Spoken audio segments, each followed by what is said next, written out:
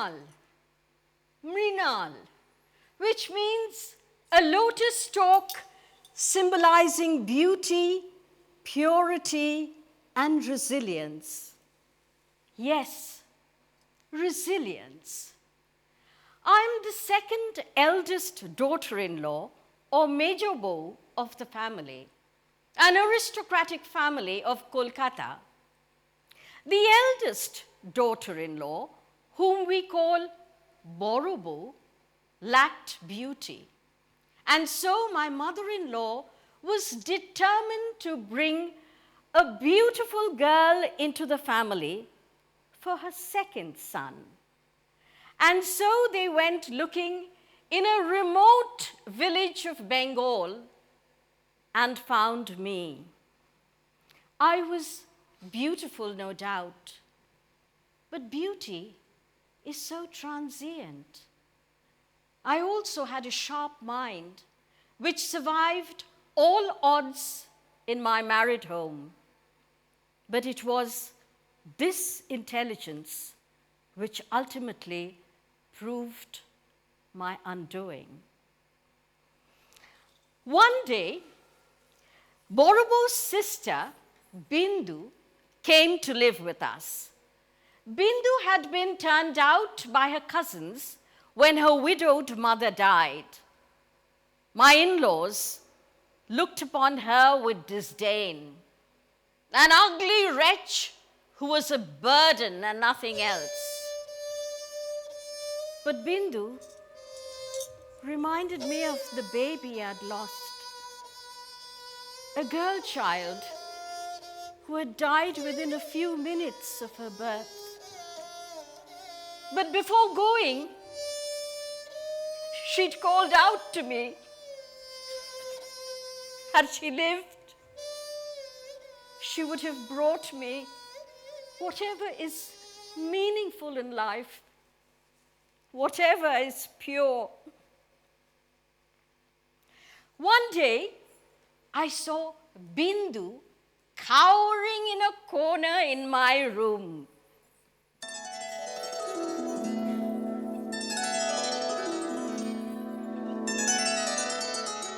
Bindi, Bindi, my dear, where are you hiding, my wretched girl? Come out, come here. Why are you hiding there like a hunted creature? And Bindu appeared whimpering. Mejubo, Mejubo. Bindi, where have you been all morning? Just look at you. Soot smeared on your cheeks and dirt in your hair. And as for that dirty piece of cloth you're wearing, the least said about it, the better. None of our housemaids would be caught in something like that. Doesn't your sister look after you at all? Hearing my voice, Boro beau, my sister-in-law, entered the room. I know I'm Bindu's elder sister and therefore responsible for her. But I also know that on my own, I couldn't do anything for her at all. Don't scold me, Major beau, but our in-laws have been kind enough to provide a roof above Bindu's head. What more could I ask of them for her? You know this unfortunate girl's story, how she lost her father when she was a mere child. And then last year, when our mother died, she was handed over to our cousins. But this silly girl couldn't make herself useful in that household. She couldn't get along with our cousins. Tell me, Major beau, how can I expect these young men to be spending their hard-earned money feeding this useless girl? No wonder they threw her out. Your cousins are a bunch of greedy, selfish scoundrels, Didi. At least you had the good sense to rescue her. Not that she gets the royal treatment in this household. Someone or the other is forever scolding her or making a list of all her shortcomings. Not a kind word does she get to hear all day. But Borobo was quick to defend our in-laws. Isn't it her fault that she's such a useless girl? Just look at her. No looks, no beauty, no virtues, nothing. Absolutely useless. And all of 14 years old too. A dangerous age to be in. But I'm a sister after all. I couldn't just let her rot away and die, could I? I could understand the predicament of these two unfortunate sisters. Bindi, come here to me. Haven't I told you you can come into my room whenever you like? There's nothing to be scared of. No slaps or kicks for you here. Why are you trembling like that? No one will dare to touch a hair on your head. I promise you, Bindi. But Dada doesn't like it, Bodhi. At this point of time, my husband entered the room. Tall and handsome, the perfect picture for aristocracy.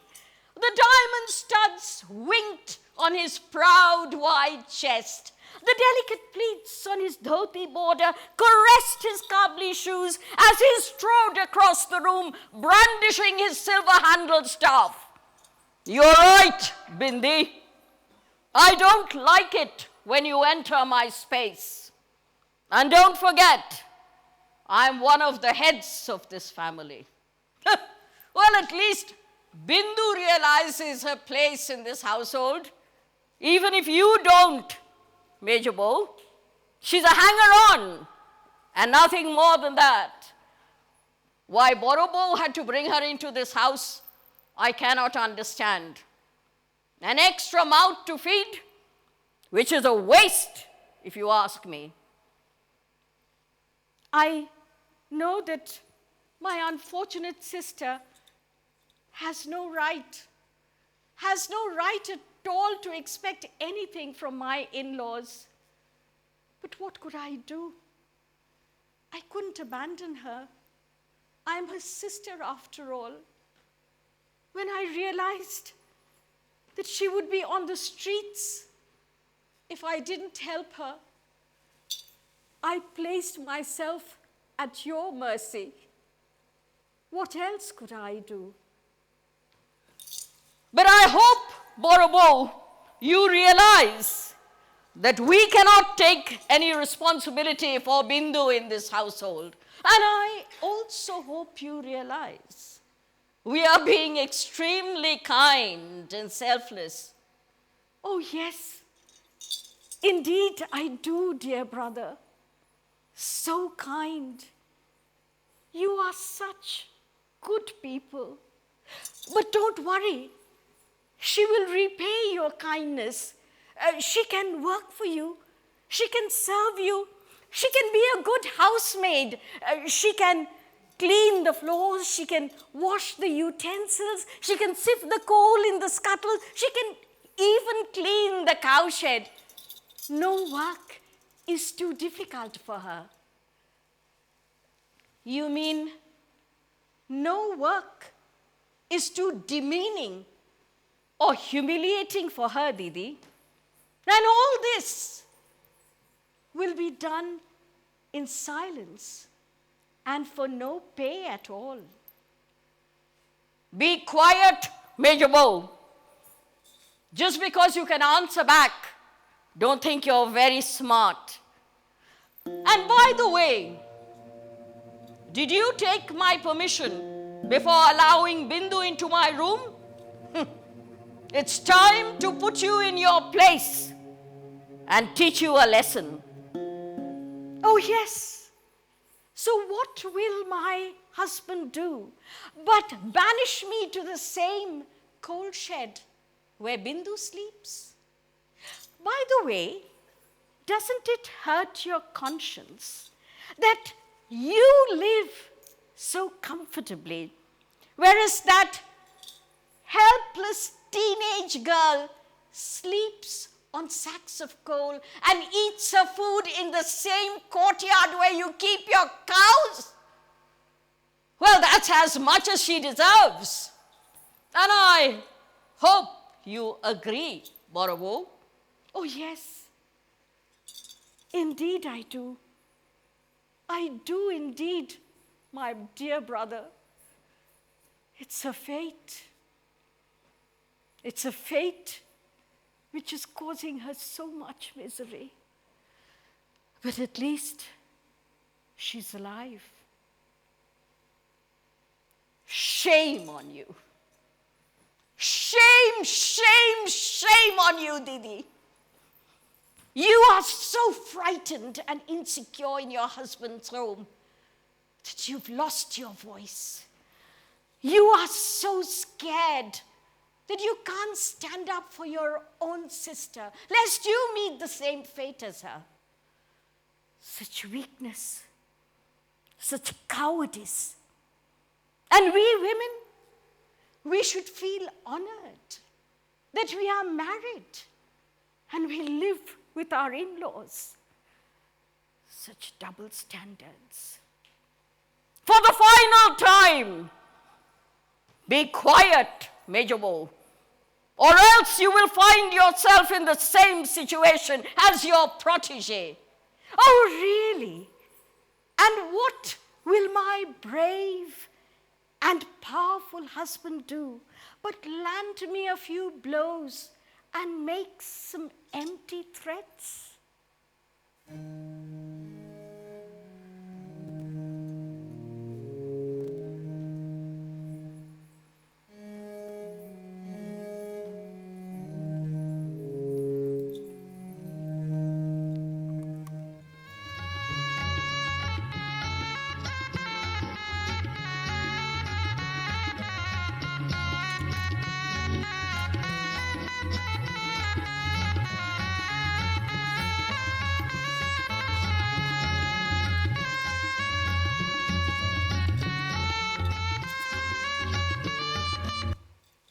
Now, you sit here quietly, Bodhi, while I massage your head with this fragrant oil.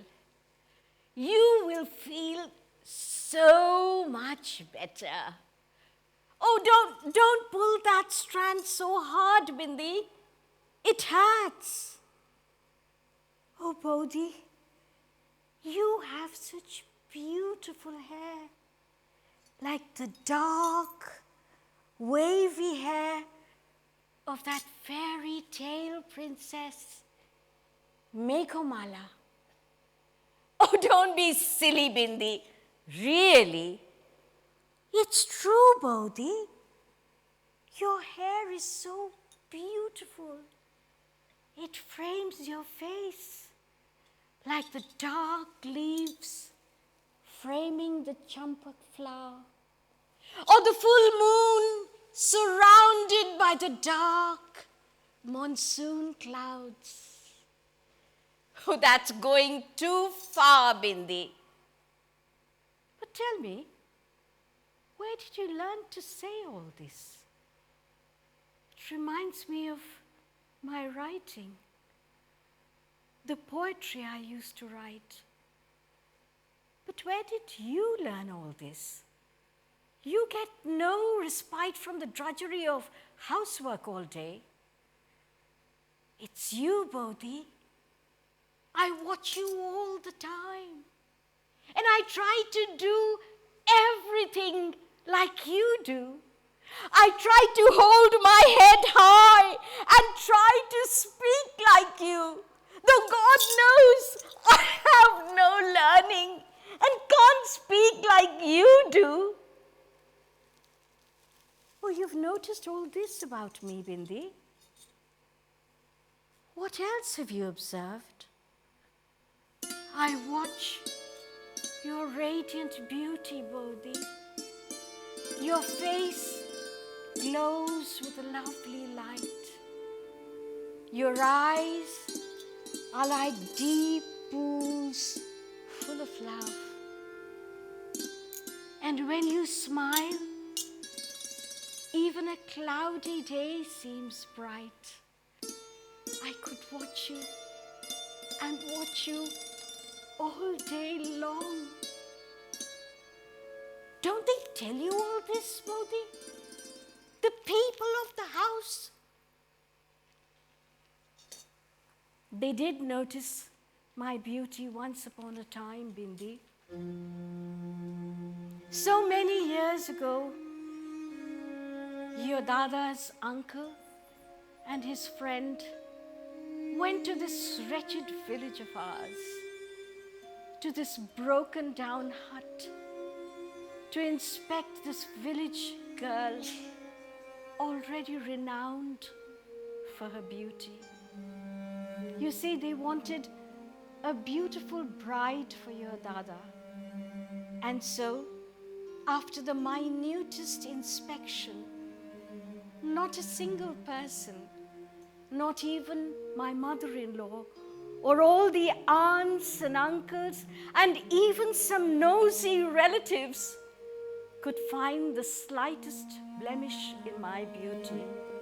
And so I was plucked like a lotus from the mud and transplanted to this wealthy household at 27 Makhun Boral Lane, a palatial mansion which housed several large courtyards and even a cowshed.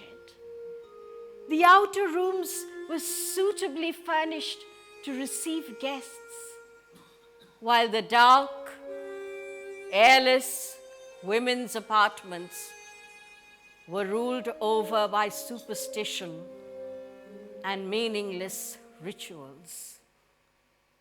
You must have missed your village, Bodhi. I've seen how you wistfully look at that sal tree in the courtyard, and how you bathe the cows, and even that baby calf with so much tenderness. I've learned to take care of God's dumb creatures from you, Bodhi. Yes, Bindi, I love all green things and all animals and the vast sky above. I love nature and everything outside this house. I also love to write, even though my poetry had to become a secret passion. You see, soon after I got married, I became Major Beau, and nothing remained of my old self. Even my beauty was no longer a quality to be celebrated. It had become as useless as waste paper. I had been reduced to a household appendage for the benefit of the members of this household, facing barbs and criticism from each and every member of this family, including my husband. I was no longer Mrinal.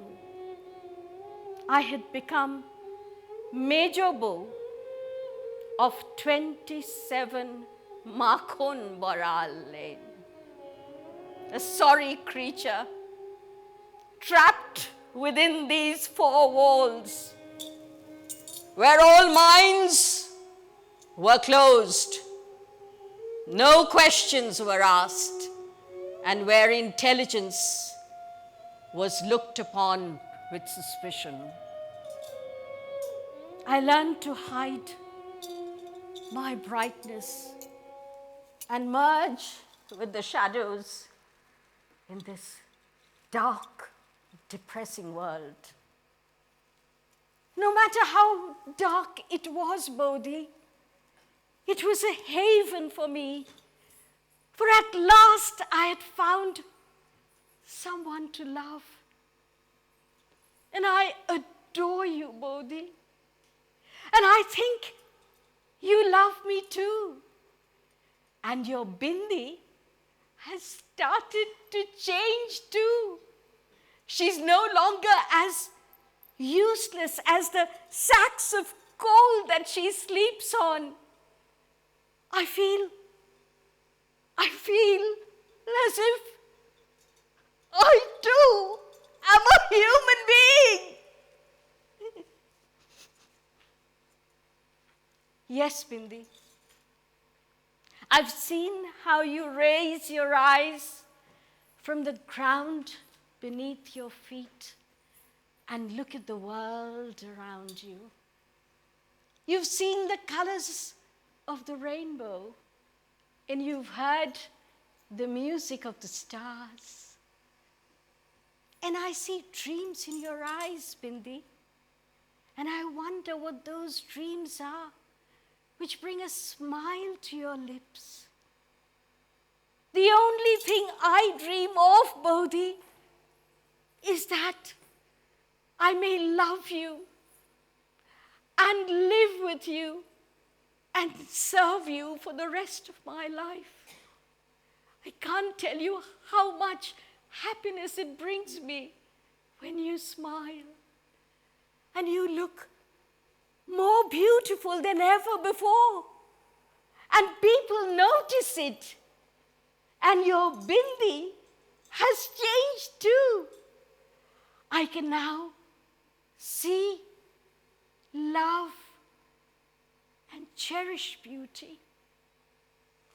My Bodhi's beauty. And thanks to you, Bindi, I too feel loved and cosseted once again.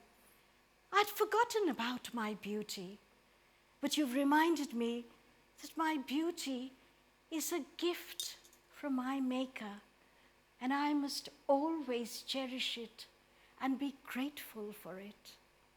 And you've also reminded me that there still lives a warm and loving woman inside Mejabu.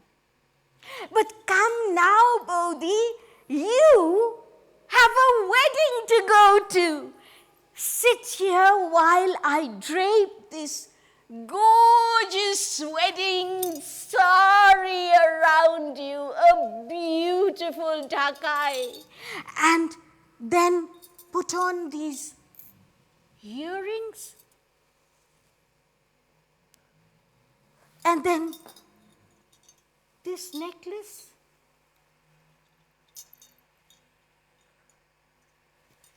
And then arrange these flowers in your hair. Oh,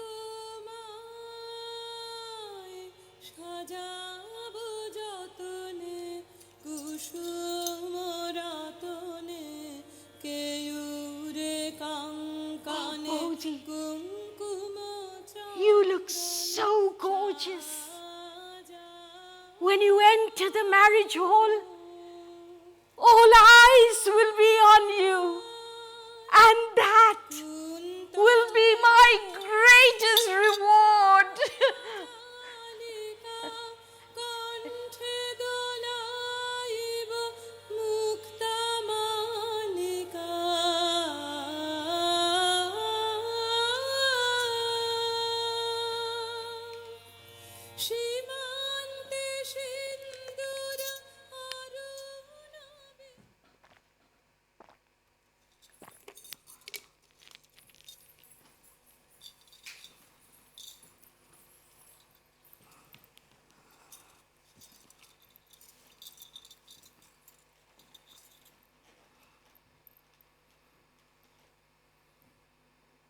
Major Bo, the way you spoil that atrocious girl is absolutely sickening.